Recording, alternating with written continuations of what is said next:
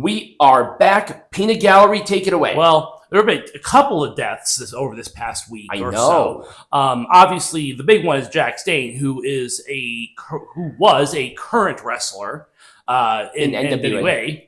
And he was very influential both inside and outside of the ring, which kind of surprised me a little bit, but I'm really not, doesn't. Like, I'm not surprised. He was a big mainstay for bigger guys on the indie scene for a long time. He was the flag bearer for NWA during, I would say, one of their darker times when they were on death's door. So this was a big shock. I think it was a heart attack. Yeah, the Viking Raiders had a tribute to him because he helped them out quite a bit.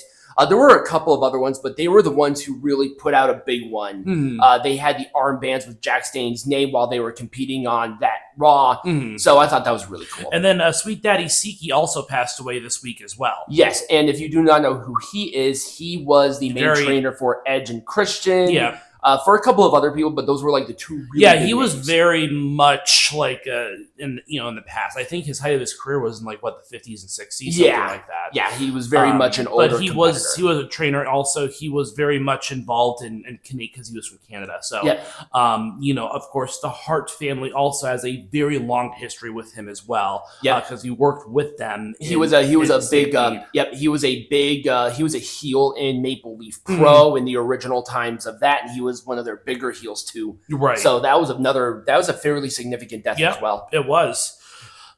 So let's move on. So obviously TNA is going through some, not necessarily money troubles, but they're going through some roster, huge roster reshuffling. It's like they're between now and I think March of this next year, I think, or of this year, I guess it is 2025, isn't it?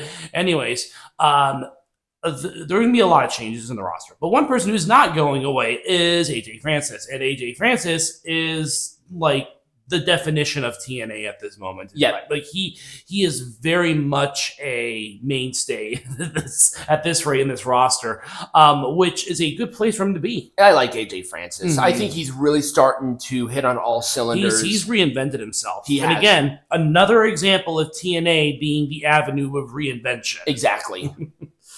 Which is good. Hijo del Vikingo got injured again, but this is not a serious one. He expects to be out for 3 weeks. Okay. Do you know the extent of the injury? I think it was a sprain. Oh, okay. So yeah, he just has to walk it off essentially. Okay, just for a couple of weeks. We talked a little bit about Cope already, but it is still a very bad name. Yes, it's a terrible name. It is a terrible name. Jeff Jarrett wants to win a world champion in AEW. So he signed a talent contract. It's his final one. Nobody cares. Jeff Jarrett, honey, you are so non-believable as a world title holder main eventer that you legitimately invented a company which is somehow still in existence and thriving just so you can win world titles. That is the only reason you became a world champion. And people think, oh my God, Jeff Jarrett was this great promoter. He made TNA. Do you really realize that TNA was on death's door in the 2005? Yeah, it was. Dixie Carter put in the money, right?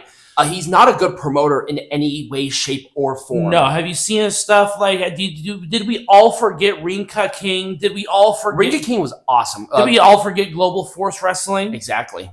I mean, do you remember those days? He has all these connections. He has multi-generations of actual successful. His grandmother was a successful fucking wrestling promoter. Right. And for some reason, he just hasn't been able to fucking make it click. And now at fifth, so AEW, the bastion of young up-and-coming talents like Jeff Jarrett, now he wants to win the world title? Yeah, he really wants to go for that world title. Really?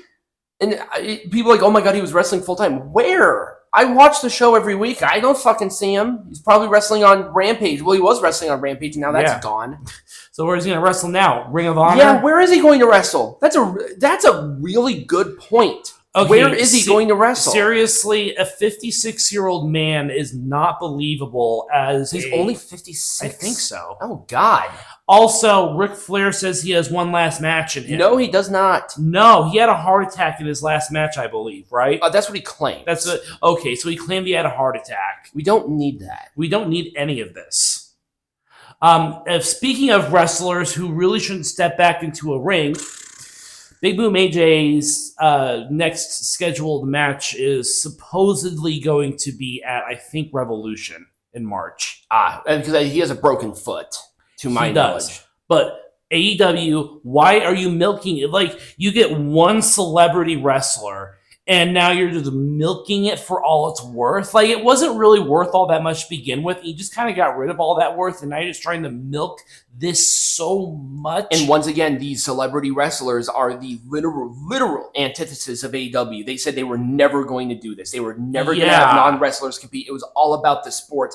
And yet you have this guy. I don't care if he wrestled before he became big. He became big after. Yeah, he was never wrestling like in like a major promotion, but he was still wrestling. I'm going to give him credit. He was wrestling in New Jersey. He was trained at a wrestling school. I know he was a wrestler, but then he so originally, if I'm not mistaken of the timeline of this weirdo, while he was competing, he got into mortgage, and he got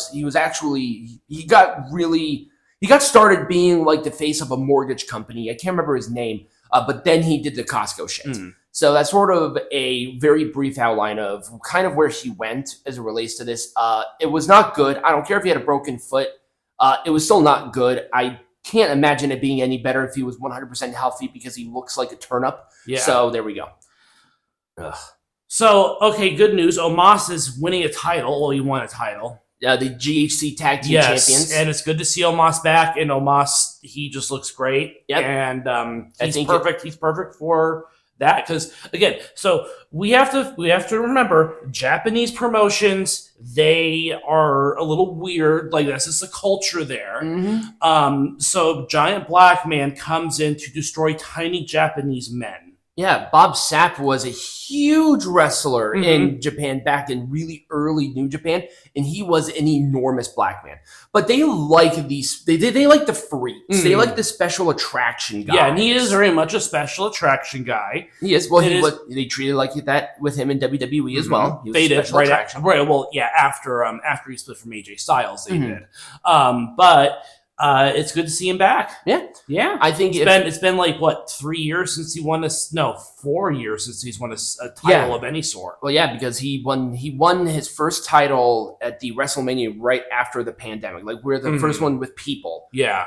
At Raymond James with him and AJ Styles, if we remember that far back. Yes, it was AJ Styles. So yeah, I think it's a good spot for him. It is. Go to New Japan, stick with them for a couple of months, be a part of a faction, really get that experience, come back and see what you can do, because I'm going to assume there's going to be some sort of training there as well. Oh yeah, I'm sure there is. And we've seen in the past where wrestlers go to Japan and they come back better. Juice Robinson, Jay White, Will Ospreay, AJ Styles. I mean, the list can go on and on. So I think this is a net positive for everybody in this situation. I'm excited. I am too.